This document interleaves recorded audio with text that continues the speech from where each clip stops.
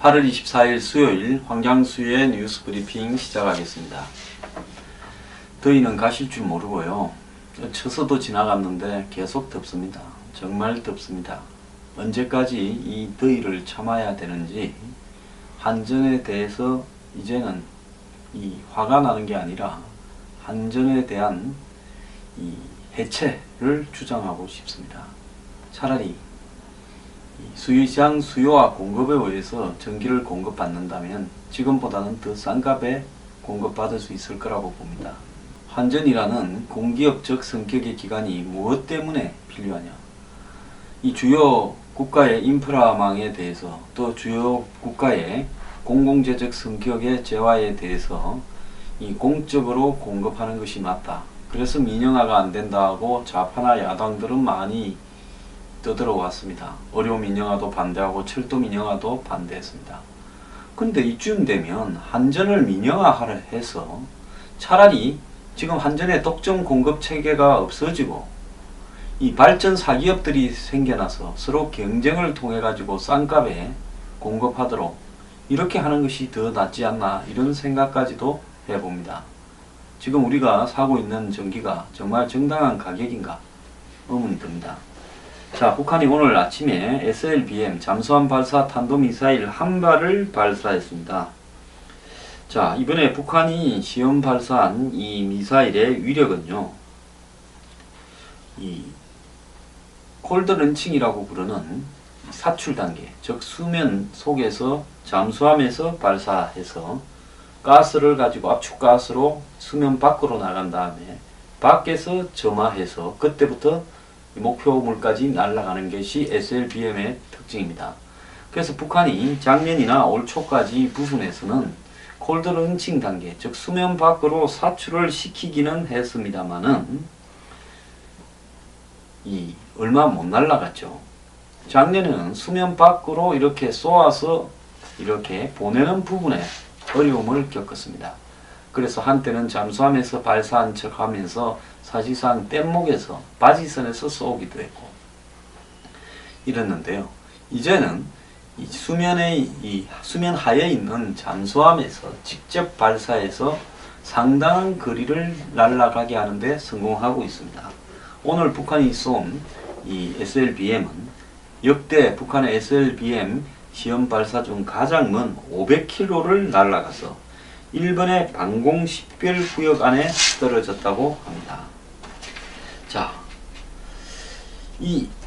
올해 들어서 북한이 쏜 SLBM은 처음에 쏜 것은 30km 날아갔고요. 그 다음에 두 번째 쏜 거는 지상 10km 위에서 수킬로 날아가다가 터져버렸습니다. 그런데 이제 500km를 날아갔다 하면 정상적으로 SLBM 기능을 하고 있다, 이렇게 봐야 되고요. 통상적으로 한 300km 이상 날아갔다 하면 SLBM으로서의 역량에 성공했다, 이렇게 보는 겁니다. 자, SLBM은 지상에서 사출, 즉 물 밑에가 아니고 지상에서 쏘다가 그 다음에 물 밑에서 수중 사출하다가 그 다음에 비행시험, 그 다음에 잠수함 유도 장치를 장착한 SLBM을 목표물에 맞추는 시험을 거쳐서 실전 배치를 하는데요. 북한은 이미 지상에서는 성공했고 그 다음에 수중 사출도 성공했습니다. 지금 비행시험에서 성공한 단계로 가고 있습니다. 이제 유도 장치를 달아서 정확하게 목표물에 맞추는 단계만 하게 되면 SLBM이 완성되는 단계까지 갈 걸로 보입니다. 자, 한미 군사당국은 북한이 SLBM을 실용화하는 데까지 2-3년이 걸릴 걸로 예측을 했는데 이번 시험 발사 성공으로 1-2년 내 실전 배치에 가능할 것이다, 이렇게 보고 있습니다. 자, 이게 만약에 가능하게 된다면 이제 북한이 남은 한 가지는 그겁니다. 3,000톤급 이상의 잠수함을 과연 왜 잠수함이 3,000톤급 이상이 중요한가 하면 기존에 이 북한이 가지고 있는 2000톤급 조금 넘는 심포급 잠수함에는 SLBM을 한 발 이렇게밖에 장착을 못합니다. 공간이 없는 거죠. 그래서 한 3000톤급쯤 되면 SLBM을 너댓 발을 장착을 해서 여러 발을 단계적으로 쏠 수 있습니다. 자, 한 발을 쏘게 되면 그것은 요격을 해서 맞출 수가 있습니다. 그런데 한 발 쏘고 두 발 쏘고 세 발 쏘고 네 발 쏘고 이렇게 연쇄적으로 쐈을 때는 이 맞추기가 쉽지가 않죠. 자, 이런 부분을 겨냥을 해서 북한이 얼마 전에 3000톤급 잠수함을 북한 영내 어디에선가는 몰래 숨어서 만들고 있을 것이다. 즉 동굴 안에 있는 조선소라든지 뭐 여러 어떤 뭐 이 경납고식 공장이라든지 이런 데서 숨어서 인공위성이나 이런 데 잡히지 않은 채로 이 3000톤급 잠수함을 만들고 있을 거라고 보고 있습니다. 잠수함을 만드는 부분하고 SLBM을 발사하는 부분 어느 것이 어렵느냐라고 봤을 때 북한이 오랫동안 잠수함을 이렇게 과거에 뭐 구소련에서 쓰던 거, 동독에서 쓰던 거, 중국 거 이런 거를 가져와 가지고 개량을 해서 자신들의 잠수함으로 이렇게 만드는 일들을 해왔기 때문에 실제로 북한이 이 잠수함을 만들 능력을 확보했다고 봅니다. 즉 구소련 잠수함을 가져와서 그것을 다 뜯어가지고 역설계해서 새로 조립해서 거기에 조금 변경시켜서 다른 형식의 잠수함을 만드는 부분까지는 북한이 이미 기술을 터득했다는 겁니다. 자, 일각에서는 북한이 이번에 이 SLBM을 발사한 부분에 대해서 한국에서 지금 이 을지 포커스 가디안 그러니까 UFG 훈련이 한미 합동으로 시작이 되고 있으니까 이틀 만에 이 부분에 대한 경고를 하고자 시작한 것이다. 이렇게 이야기를 한 것도 있고요. 뭐 오늘 정부에서는 또 NSC나 이런 회의를 하지 않겠습니까? 뭐 그저 해서 안 할 수도 있겠죠. 어쨌든 이런 부분을 통해서 정부는 이렇게 이야기를 할 겁니다. 자, 북한의 도발을 자시하지 않겠다. 뭐 이런 도발을 계속 한다면 대가를 치를 거다. 이런 하나만한 소리를 할 가능성이 있는데요. 과연 북한이 한국의 어떤 일정에 따라 가지고 그 일정에 겁을 준다고 저 비싼 이 SLBM을 저렇게 쏴대는 걸까요? 무수단 미사일을 그렇게 쏴대고 스커드 미사일이나 노동 미사일을 쏴댄 걸까요? 저는 절대로 그렇게 보지 않습니다. 저는 한국의 군사 전문가, 안보 전문가라고 지칭하는 사람들, 군사 전문 기자라고 지칭하는 사람들 상당수는 한마디로 국방부나 군과 깊숙한 관계를 가지고 정보를 얻어서 장사를 하는 사람들이라고 보고 있습니다. 그렇게 말하면 듣기 싫은 분도 많을 거라고 보는데요. 사실 그렇습니다. 별달리 군에 관한 어떤 지식을 가질 만한 캐리어를 가지지 못했음에도 불구하고 국방 전문가다, 국방 전문 기자다 이러면서요. 그쪽에서 전하고자 하는 이야기를 이 전달하는 역할에 충실한 이 국방 관련 이 언론, 기자나 패널들을 많이 봤습니다.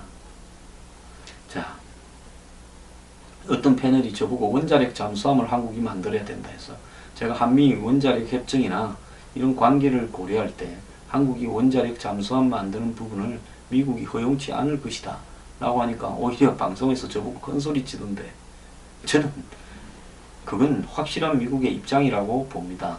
그래서 어설픈 사람이 정보에 근거한 사람보다 전문가라고 완장차고 더 큰 소리를 치는 게 한국의 형편이고요. 한국의 국방 이런 전문 기자들이 군의 무기 체계의 문제라든지 방산의 문제 등을 굉장히 집중적으로 보도하고 문제 삼는 거 봤습니까? 국방 전문 기자들은 오히려 방산 비리 문제를 보도하거나 이야기하지 않습니다. 왜? 그런 걸 집중적으로 보도하고 토론하고 하면 이 정보 소스가 차단될 거 아닙니까? 결국 군에서 원하고 싶은 것만 밖으로 나와서 뜯는 부분이 그런 사람들의 본질이라고 봅니다. 저는요, 북한이 때를 맞췄을 수는 있지만 차곡차곡 정해진 스케줄대로 자신들이 가지고 있는 무수단이니 SLBM 이런 부분들을 전체적인 장기 전략하에서 그때그때 실험을 하는데, 실험하는 날짜를 선택할 때 한국의 여러가지 일정을 조금 반영을 해서 적절한 효과를 이왕 쏘아서 돈 날리는 마당에 효과를 극대화하는 시점에 한다, 이렇게 보고 있습니다. 엊그제 대통령이 북한이 지금 태영호 망명으로 봤을 때 붕괴 상태다 어쩌다 이러는데요. 자, 그러면 통일 대박을 이야기할 때 북한이 곧 붕괴할 거라고 보고 북한 붕괴 통일을 갖다가 기대하고 통일 대박이라는 말을 했던 겁니까? 저는 묻고 싶습니다.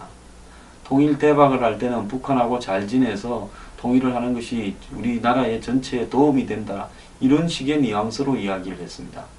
자, 저는 그 말을 듣고 통일이 무슨 대박이냐, 북한이 만약에 한국하고 평화적으로 통일이 된다 하더라도 대박이 아니라 현 상태에서는 재앙이 될 거다. 한국이 북한을 감당해서 끌고 갈 수 있는 경제적, 정치적 능력, 사회적 능력이 있느냐? 없다라고 저는 보고 있습니다. 독일 사람이니까 동독이라는 부분을 흡수해서 끌고 갈 수 있었습니다.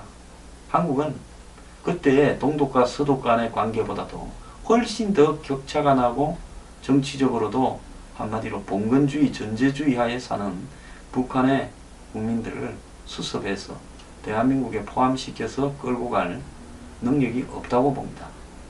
한국과 북한의 인구 격차나 경제력 격차는 동서독 당시 양국의 격차보다 훨씬 크죠. 자, 이걸 어떻게 끌고 간단 말입니까? 자, 이제 오늘 하고 싶은 이야기는요. 자, 이렇게 됐을 때 응징이니 뭐니 할 게 아니라 정말로 미국과 북한의 저 빨라지는 핵과 미사일, 그리고 또 이 한미일 등을 겨냥한 북한의 이 대응 전략, 무기 대응 전략, 이런 부분들을 대응할 수 있는 제대로 된 시스템이 지금 한미일이 따라가고 있느냐? 북한의 개발 속도를 저는 못 따라가고 있다고 봅니다. 자, 성주의 스카이1 골프장에 사드 포대를 배치했다고 칩시다. 북한의 잠수함이 저기 제주도 뒤를 이렇게 공해상으로 와가지고 중국 쪽으로, 서해 쪽으로 넘어가.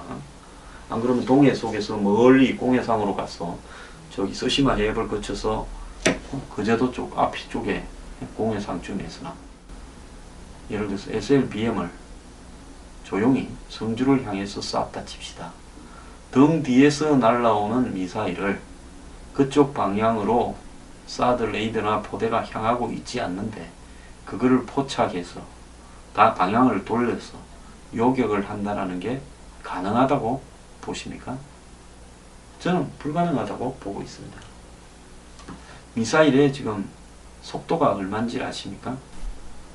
마하 1이 시속 1224km입니다. 1시간에 1224km를 날아가는 게 마하 1인데요. 300km짜리 짧은 미사일이 마하 2에서 4. 자, 그 다음에 ICBM 같은 경우에는 마하 20에서 25, 3000km 이상 날아가는 중거리 같은 경우에 마하 13에서 18. 그 다음에 그것보다 더 짧은 1000에서 3000km가 마하 7에서 12, 300에서 1000km가 마하 5에서 7입니다. 그러면 북한이 지금 만들고 있는 SLBM이 예를 들어서 준중거리다 이래 보면 마하 10 안팎입니다. 마하 10이라는 것은 1시간에 12,240km를 날아갑니다. 그러니까 한 1000km 정도는 이 1시간이 아니라 쐈다 하면 5분, 4분 안에 때리는 거죠. 만약에 한 500km 밖에서 때리는 데는 1, 2분이면 끝날 겁니다. 이런 속도의 미사일 SLBM으로 등 뒤에서 바닷속에서 쏜다면 맞을 수밖에 없는 겁니다.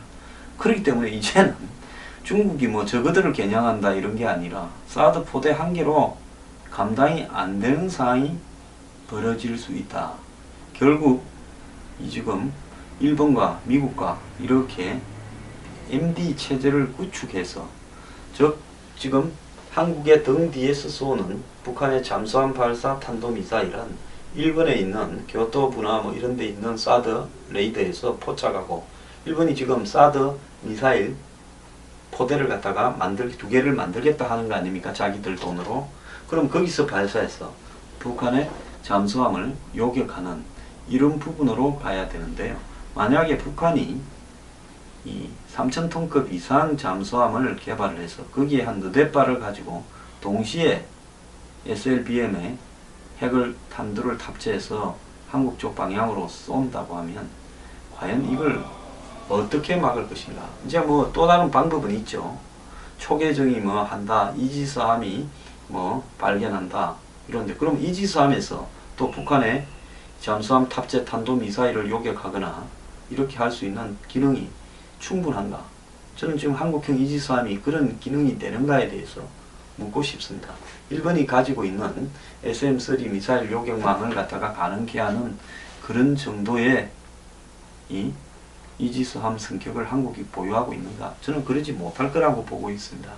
그렇기 때문에 북한이 SLBM을 개발을 하면 MD 체제, 즉 한미일 삼각 미사일 방어망 체제 구축에 한국이 들어가야 된다고 생각하는데요. 이것 또한 지금 한국의 야당 좌파 종북 세력한테 막혀서 말도 꺼내지 못하고 있습니다. 국방부 장관이나 정부에서 부인하고 있습니다. 그렇기 때문에 지금 정부가 공연히 국민 앞에 큰 소리 칠 게 아니라 작년 8월달에 북한이 목함 지뢰 이후에 이 휴전선 도발을 하니까 우리가 결국 어떻게 됐습니까? 미국이 B2니 B-50이니 B-111이니 F-35니 이런 어떤 전략적 자산, 뭐 핵 함잠, 핵 항공모함, 핵 잠수함 이런 부분들을 갖다가 보내줌으로써 수습이 되고 북한이 결국 이 협상 테이블에 나와서 판문점에서 만나지 않았습니까? 이런 부분을 고려할 때요, SLBM이 실용화되는 단계를 상정한 우리의 방어 전략은 무엇인가에 대해서 정부가 국민 앞에 명확하게 이야기하길 바랍니다.